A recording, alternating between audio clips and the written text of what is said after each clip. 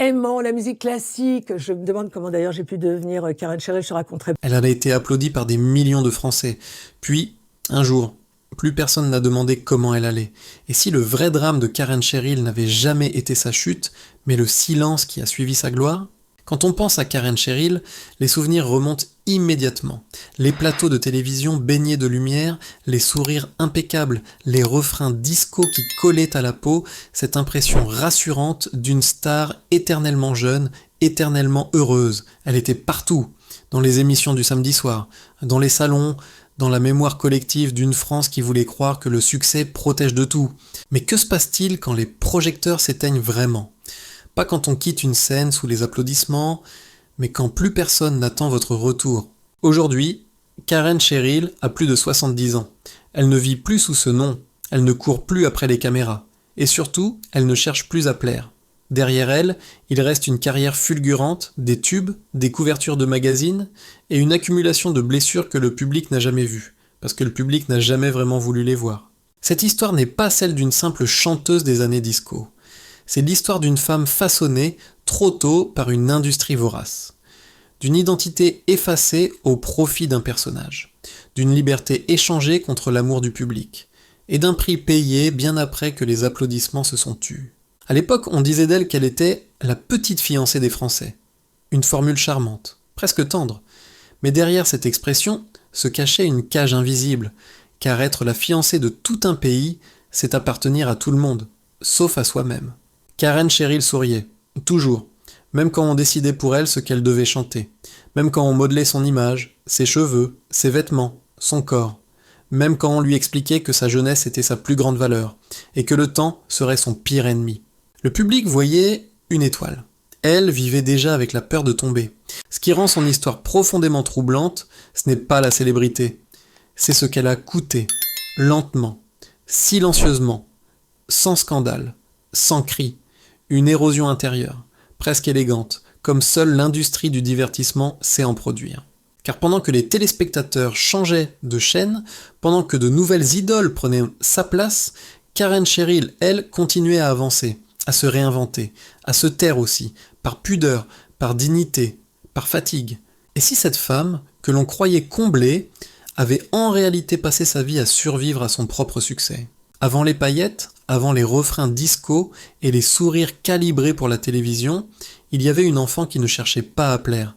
Elle s'appelait Isabelle Morizet, et rien, absolument rien, ne la prédestinait à devenir Karen Cheryl. Isabelle grandit dans une France encore pudique, où l'on ne parle pas de célébrité comme d'un objectif, mais de travail, de sérieux, d'avenir raisonnable.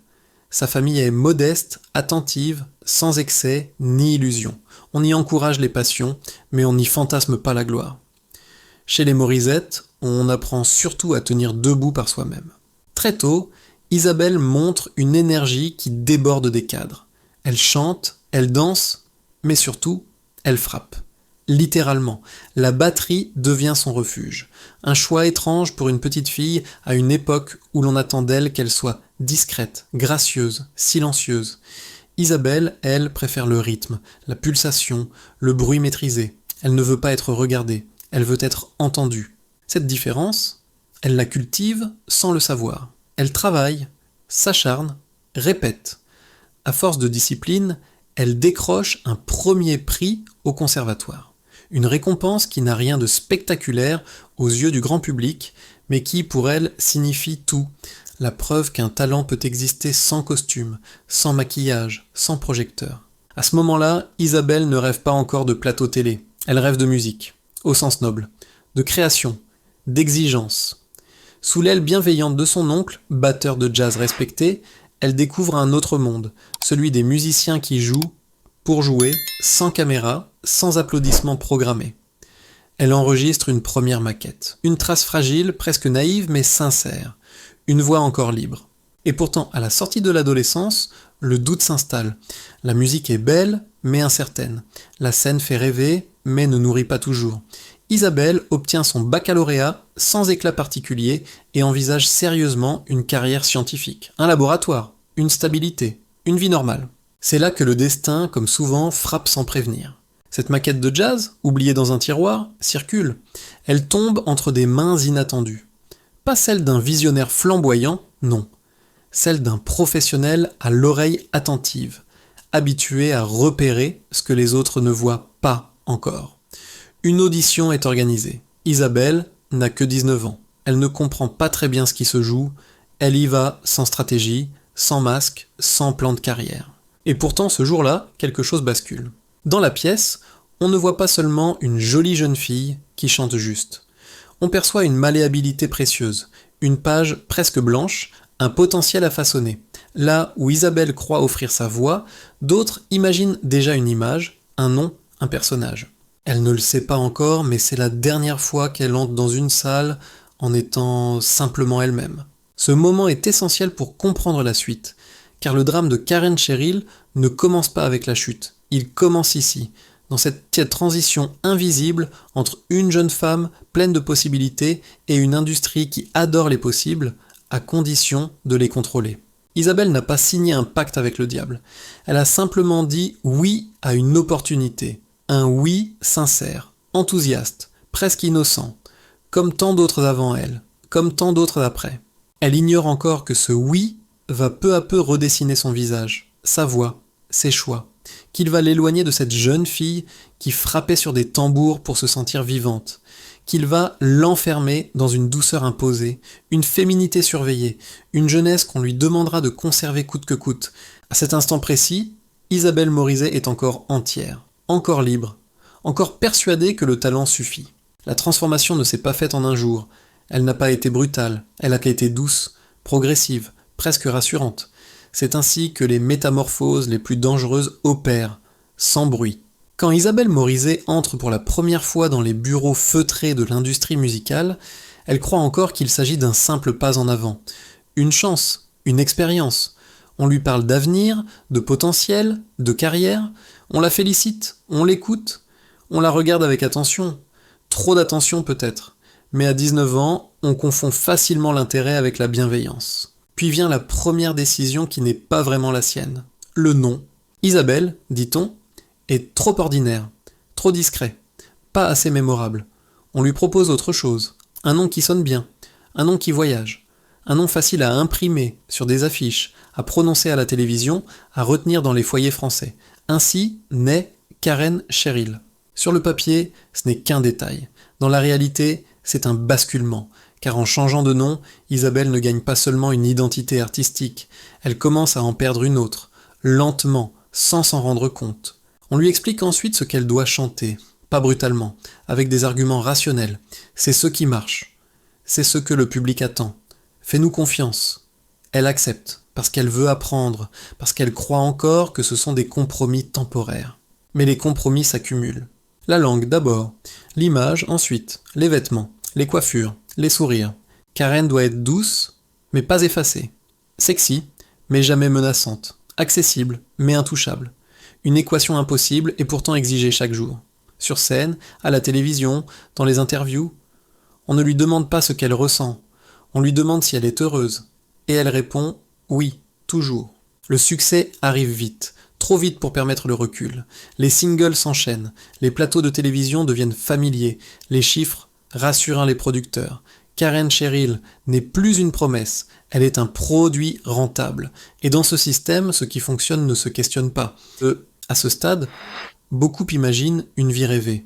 Mais la réalité est plus étroite. Derrière les projecteurs, Karen découvre une autre forme de solitude. Une solitude paradoxale, entourée de monde, mais rarement écoutée. Elle est partout, mais n'est jamais seule avec elle-même. Chaque apparition est préparée, chaque geste anticipé, chaque mot pesé. Ce qui frappe, avec le recul, c'est à quel point tout cela s'est fait sans un scandale, sans cri, sans révolte. Karen n'est pas brisée, elle est contenue, encadrée, optimisée. Et c'est peut-être pire. Car comment se rebeller quand on vous répète que vous avez de la chance ? Comment dire non quand on vous rappelle d'où vous venez ? Comment exister autrement quand votre image appartient déjà aux autres ? Isabelle, elle, existe encore quelque part. Mais elle se tait, elle observe. Elle apprend à jouer un rôle qui n'est plus seulement artistique, mais existentiel. Karen Cheryl devient une seconde peau. Une peau brillante, admirée, mais de plus en plus difficile à retirer. À l'extérieur, le public applaudit. À l'intérieur, quelque chose se fige, une intuition sourde. Cette vie-là n'a pas été choisie jusqu'au bout. Elle a été acceptée, oui, mais jamais entièrement décidée. Et pourtant, la machine est lancée. Les années disco approchent, le rythme s'accélère, les exigences aussi. Karen Cheryl va bientôt atteindre des sommets que peu d'artistes connaissent, sans savoir encore que ces sommets ressemblent parfois à des cages dorées. Le succès, quand il arrive, ne prévient jamais de ce qu'il va exiger en retour. Pour Karen Cheryl, les années disco sont celles de l'ascension fulgurante. Les refrains deviennent des hymnes populaires, les plateaux de télévision se succèdent, les sourires sont impeccables, presque mécaniques. À l'écran, tout est fluide, lumineux, rassurant. La France adore cette jeune femme qui semble incarner une joie simple, sans aspérité. Mais derrière cette façade, la pression monte. On décide pour elle de la cadence. Toujours plus vite, toujours plus visible, toujours plus jeune. On affine son image comme on affine un produit de luxe. Coupe de cheveux emblématique, silhouette surveillée, énergie calibrée. Karen Cheryl devient reconnaissable en une seconde. Et c'est précisément là que le piège se referme. Car ce qui est immédiatement reconnaissable devient aussi immédiatement remplaçable. Pour perfectionner cette image, on l'envoie à New York. Là-bas, on lui apprend à occuper l'espace, à maîtriser chaque mouvement, à transformer la spontanéité en performance. Elle progresse, bien sûr, elle travaille, elle se plie aux exigences, mais plus elle s'améliore, plus on resserre l'étau. La liberté créative s'amenuise à mesure que la notoriété grandit. À ce stade, Karen comprend une chose essentielle. Le succès ne lui appartient déjà plus. Les chansons qu'elle interprète ne sont plus des choix, mais des décisions stratégiques. Les langues dans lesquelles elle chante ne reflètent non pas son désir, mais les marchés à conquérir. Même ses silences sont contrôlés. Et dans cette industrie, ne rien dire est parfois plus prudent que de parler vrai. Et pourtant, le public continue d'applaudir. Il ne voit pas la fatigue, il ne perçoit pas le doute, il ne soupçonne pas la lassitude d'une jeune femme sommée d'être éternellement disponible. Au début des années 1980, un tournant s'opère. On lui propose de chanter en français, de s'ancrer plus profondément encore dans le paysage médiatique national. Les adaptations fonctionnent, les ventes suivent, les classements se remplissent. À l'extérieur, c'est une confirmation de succès. À l'intérieur, c'est une fracture supplémentaire. Car Karen aspire à autre chose. Elle veut comprendre, décider, participer. Elle veut que ce nom qu'elle porte, son nom public, corresponde enfin à quelque chose qu'elle reconnaît. Puis arrive l'offre qui aurait pu tout changer. Disney, un mot qui, à lui seul, ouvre les portes du monde. Un rôle d'ambassadrice officielle, une visibilité internationale, une promesse de longévité dans une industrie qui n'en accorde que rarement aux femmes. Pour beaucoup, la décision aurait été évidente. Pour Karen, elle est insupportable. Car cette proposition n'est pas une libération. C'est une confirmation de l'enfermement. Un univers aseptisé, une image figée, une douceur obligatoire. Encore. Alors, contre toute attente, elle refuse. Ce non est un acte de courage discret. Un geste presque invisible à l'époque, mais lourd de conséquences. L'industrie ne pardonne pas facilement à ceux qui sortent du cadre. Très vite, la place qu'elle laisse est occupée. Les projecteurs se déplacent. Les opportunités se raréfient. Les singles suivants ne rencontrent plus le même écho. La machine, autrefois si bien huilée, ralentit. Non pas dans le fracas d'un scandale, mais dans l'indifférence progressive. Une forme de disparition douce, presque polie. Pour Karen Cheryl, ce moment est déroutant. Elle n'a pas chuté, elle a glissé. Et dans cette glissade silencieuse, elle comprend une vérité brutale. Dans le monde du divertissement, refuser, c'est accepter d'être remplacé. Mais ce retrait n'est pas une défaite. C'est une respiration, une première fissure dans la cage dorée. Derrière la frustration, une intuition nouvelle émerge. Il existe peut-être une vie après la pop, une vie sans hit, sans strass, mais avec un peu plus de contrôle. Elle ne le sait pas encore, mais le plus dur reste à venir.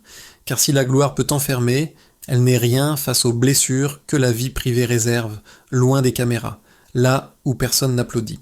La chute de Karen Cheryl ne s'est pas produite sur une scène, ni devant des caméras. Elle n'a pas fait la une des journaux. Elle s'est déroulée là où le public ne regarde jamais. Dans la vie privée, dans l'intimité, dans la confiance accordée à la mauvaise personne. À la fin des années 1970, au sommet de sa notoriété, Karen croit enfin trouver un refuge. Une relation sérieuse, un homme cultivé, influent, rassurant, un avocat international, habitué aux chiffres, aux contrats, aux stratégies. À ses côtés, elle se sent protégée, écoutée, en sécurité. Elle pense pouvoir pour une fois déposer l'armure. Mais cette sécurité n'est qu'une illusion. Peu à peu, sous couvert de bienveillance, l'homme s'immisce dans ses affaires. Il propose d'aider, de gérer, de simplifier. Karen, épuisée par des années de contrôle extérieur, accepte. Elle délègue, elle fait confiance. Après tout, n'a-t-elle pas passé sa vie à se laisser guider par ceux qui savaient mieux ? Ce qu'elle ne voit pas venir, c'est la mécanique froide de la manipulation. Les décisions financières lui échappent. Les comptes se vident, les explications se brouillent. Quand elle comprend enfin l'ampleur de ce qui se passe, il est trop tard. L'homme qu'elle aimait a méthodiquement absorbé la fortune qu'elle avait construite depuis l'adolescence. Des années de travail, de tournées, d'enregistrements, effacées. Il a pris tout ce que j'avais gagné, dira-t-elle plus tard. Ce n'était pas une formule, c'était un constat. Pour Karen, la perte n'est pas seulement financière, elle est identitaire. Comment accepter que malgré la célébrité, malgré l'expérience, malgré l'intelligence, on puisse être ainsi dépossédé ? Comment se reconstruire quand on réalise que l'on a été utilisé, une fois de plus, non plus comme une artiste, mais comme une source de revenus ? Le plus frappant, c'est son silence. Pas de plainte publique, pas d'interview larmoyante, pas de vengeance médiatique. Karen encaisse. Elle s'effondre à l'intérieur, mais reste droite à l'extérieur. Elle se replie sur un cercle restreint, notamment sa sœur, et commence un travail lent, douloureux, presque invisible, remonter la pente. À cet instant, elle n'est plus une star, elle est une femme qui doit survivre. Elle accepte des rôles à la télévision, non pas par ambition, mais par nécessité. Elle repense sa trajectoire. Elle cesse de courir après ce qu'elle a perdu et commence à construire ce qu'elle peut encore sauver. Son autonomie, sa dignité, son avenir. C'est aussi à cette période qu'un autre bouleversement se profile. Un bouleversement silencieux, mais radical, la maternité. Devenir mère change tout. Les priorités s'inversent. Le regard sur le monde se transforme. Pour Karen, cet enfant n'est pas un prolongement de sa célébrité. Il est au contraire une frontière, une ligne à ne pas franchir. Elle décide, très tôt, que son fils ne paiera jamais le prix de sa notoriété. Elle le protège farouchement. Pas de photos, pas de confidences, pas d'exposition. Là où tant d'enfants de stars grandissent sous les projecteurs, le sien grandit dans l'ombre choisie. Pour la première fois de sa vie, Karen impose ses règles, et personne ne peut les lui retirer. Cette période est marquée par une transformation profonde. Elle cesse de vouloir être aimée par tous, elle choisit d'être respectée par quelques-uns. La douleur est toujours là, bien sûr. Les cicatrices financières et émotionnelles ne disparaissent non pas. Mais quelque chose d'essentiel renaît, la capacité à dire non, à décider, à vivre sans demander la permission. La chute invisible n'a pas détruit Karen Cheryl. Elle a détruit l'illusion qui l'entourait. Et de ces ruines silencieuses est née une autre femme. Moins connue, moins célébrée, mais infiniment plus libre. Il arrive un moment où la vie ne demande plus d'être admirée, mais comprise. Pour Karen Cheryl, ce moment est venu loin des plateaux, loin des micros, loin de ce prénom que tout le monde croyait connaître. Elle ne se présente plus comme une star déchue, elle ne réclame ni réparation ni nostalgie, elle vit, simplement, sous son vrai nom, dans un quotidien qui n'a rien d'extraordinaire, et c'est précisément ce qui le rend précieux. Lire, cuisiner, écouter de la musique sans se demander si elle sera diffusée. Parler avec ceux qui l'aiment pour ce qu'elle est, pas pour ce qu'elle a représenté.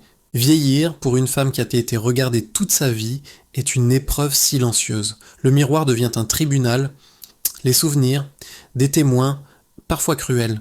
Karen Cheryl a longtemps été jugée sur son visage, sur son corps, sur la manière dont elle traversait le temps. Elle a répondu par la transparence, refusant les mensonges comme les justifications excessives. Ni icône figée, ni femme coupable. Une personne qui choisit pour elle-même. Ce choix, elle l'a payé cher. Mais il lui a offert quelque chose que la célébrité ne donne jamais, la souveraineté intérieure, la capacité de dire « cela m'appartient », sa vie privée, son couple, construit tardivement, sans mise en scène, une relation faite de conversation, de silence partagé, de respect, pas de tapis rouge, pas de déclaration tonitruante, une paix qui n'a pas besoin d'être prouvée. Ce qui frappe, en regardant son parcours, ce n'est pas ce qu'elle a perdu. C'est ce qu'elle a refusé de sacrifier davantage. Elle aurait pu capitaliser sur la nostalgie, accepter les rééditions, multiplier les apparitions rétro. Elle a dit non. Non à la marchandisation de son passé. Non à l'idée qu'une femme doive rester prisonnière de la version d'elle-même que le public a préférée. Et c'est peut-être là que réside la vraie audace de Karen Cheryl. Dans une société qui adore les débuts et méprise les fins, elle a choisi la continuité. Dans un milieu qui glorifie la jeunesse, elle a accepté l'âge. Dans un monde obsédé par la visibilité, elle a embrassé la discrétion. Alors, quand on dit aujourd'hui que sa vie est triste, la question mérite d'être posée autrement. Est-ce vraiment la tristesse ou la fin du bruit? Est-ce l'échec ou le repos après une longue bataille? Est-ce l'oubli ou une forme de victoire que peu osent revendiquer? Car au fond, que vaut une existence passée à être aimée de tous, si l'on ne s'appartient jamais? Et à l'inverse, que vaut une vie tranquille, imparfaite, invisible parfois, mais enfin choisie? C'est à vous de répondre. Dites-nous en commentaire. Pensez-vous que les femmes célèbres sont traitées équitablement lorsqu'elles quittent la lumière? La célébrité vaut-elle vraiment le prix d'une vie sous contrôle permanent? Si cette histoire vous a touché, si elle vous a fait réfléchir autrement à ceux que l'on applaudit, puis que l'on oublie, alors likez cette vidéo, partagez-la et abonnez-vous à la chaîne. Ici, nous continuons à raconter les vies derrière les visages, celles que la célébrité n'a jamais réussi à effacer.